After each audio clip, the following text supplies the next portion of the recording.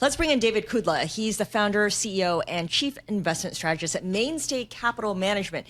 David, there's that cocktail of news that everyone's trying to contend with. What do you make from a headline like Blue Owl Capital restricting withdrawals from its retail-focused private credit funds? It feels like, if nothing else, it's really limiting risk appetite. Yeah, that's what we're seeing really with Blue Owl. We're seeing some of the foundations start to crack in private credit. It's just been a booming area for several years now, and there's concern about private credit. We're seeing concern about in the markets overall in the Mag 7 technology sector, really flat to down this year so far, and we're just seeing that broadening out into small cap, international, emerging markets. And of course, our favorite last year and our favorite again this year is commodities, specifically metals and miners, gold, silver, and the rest of that complex. How are you playing that, David? A lot of folks, they hear about commodities and they worry about, geez, do I have to buy the underlying commodity itself? Should I buy companies that are exposed to it? Should I buy ETFs? How do you guys play it?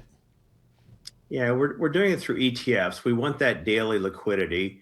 We want that ease in coming in and out of the position. And that gives us a daily liquidity, gives us a direct correlation with the prices of the underlying metal. And then for miners, you could buy the individual stocks. We prefer to take an ETF approach there as well, where we get diversification into a pool of miners. And those, in what we're doing now in our portfolios, we had both metals and miners, and we're biasing now towards the miners because they're just so far undervalued. We're going to see that come through in the earnings quarter after quarter for the miners, for many of the base metals, precious metals, luxury, and industrial metals. What about energy companies? How do they fit into your portfolio? Where do you want to be with them?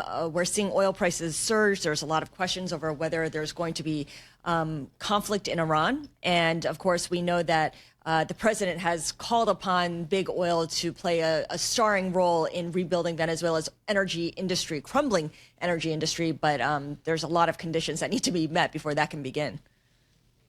Yeah, there's a lot to work through in Venezuela, but it's promising for that country and for oil supply globally because of the reserves in Venezuela. As far as the Middle East, that's really what we're watching the most right now for oil and the energy complex. We always have a risk premium in oil.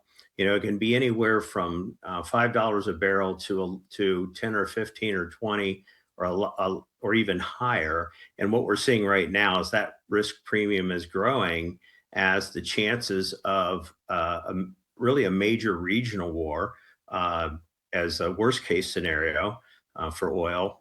We had Iran with their naval exercises blocking off a third of the Strait of Hormuz. That's the choke point for much of the world's oil. So there's real concern that risk premium is growing right now. And we think until we get resolution one way or the other, as long as there's just uncertainty, the markets hate uncertainty, investors hate uncertainty. There's a lot of uncertainty around oil right now, and we think prices continue to drift higher as that risk premium continues to build in.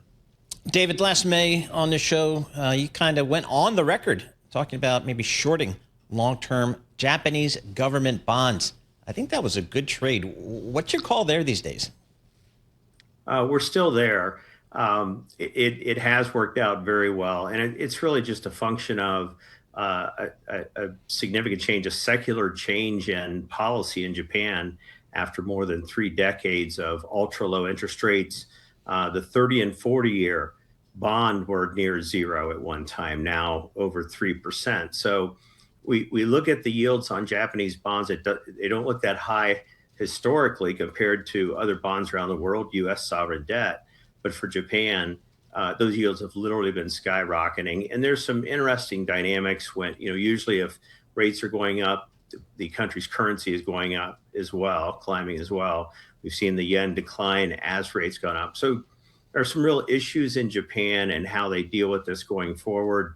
It almost has an implosion-like look for the bond market in Japan. And really, it was just clear with the new prime minister coming in the fiscal stimulus, the spending that she intended, it made it clear that rates were going higher, and that's why we made that call. Good call there, David. So we want to call that out as well. David Kudla, he is founder, chief executive officer, and chief investment strategist at Mainstay Capital Management, located out there in lovely Troy, Michigan.